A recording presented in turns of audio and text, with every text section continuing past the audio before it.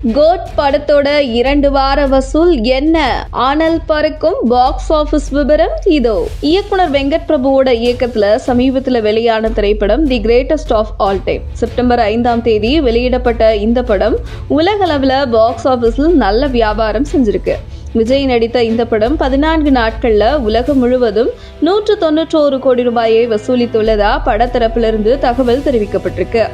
கென்யாவில் ரயிலில் கொண்டு செல்லப்படும் யுரேனியத்தையும் பயங்கரவாதி ஓபரையும் பத்திரமா கொண்டு வர special anti terrorist squad team சார்பில் காந்தி, அஜய், சுனில், கல்யாண் ஆகியோர் கொண்டு செல்ல ஆயுதங்களோட களமிறங்க அந்த சண்டையில் ரயில் வெடித்து தீவிரவாதி மேனன் இறந்து விடுவதா காட்டப்படுது. இதற்கிடையே தாய்லாந்திற்கு மனைவி அணுவோட செல்லும் காந்தி தன்னோட மகனை பறிகொடுப்பதா காட்டப்படுது. ஆனா பின்னால அவனை காந்தி பிரச்சனை ஒன்று சந்திக்கிறாரு. அந்த பிரச்சனை என்ன, அதுல காந்திக்கு வில்லனா மகன் மாறியது ஏன் அப்படின்றது தான் படத்தோட மீதி கதை. யுவன் சங்கர் ராஜா இசையமைத்த இந்த படம் விமர்சகர்களிடமிருந்தும் பார்வையாளர்களிடமிருந்தும் கலவையான விமர்சனங்களை பெற்றிருக்கு. பிரசாந்த், பிரபுதேவா, மோகன், அஜ்மல், அமீர், ஜெயராம், ஸ்னேகா, லைலா, மீனாட்சி சௌத்ரி, வைபவ், யோகி பாபு, பிரேம்ஜி அமரன், யுகேந்திரன், விடிவி கணேஷ் உள்ளிட்ட பலர் நடிச்சிருக்காங்க.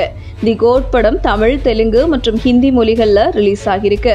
இந்த படத்தை ஏஜிஎஸ் என்டர்டைன்மெண்ட் சார்பா கல்பாத்தி அகோரம், கல்பாத்தி கணேஷ், கல்பாத்தி சுரேஷ் என சகோதரர்கள் மூவர் இணைஞ்சு தயாரிச்சிருக்காங்க.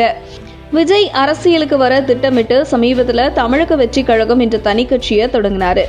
தி கோட் அவரோட இறுதி திட்டமா இருக்கலாம் அப்படின்னு சிலர் கவலைப்பட்ட நிலையில அவர் மேலும் ஒரு படத்துல கையெழுத்திட்டு இருக்காரு. அவரது 69வது படத்தை கேவிஎன் புரொடக்ஷன்ஸ் தயாரிக்குது.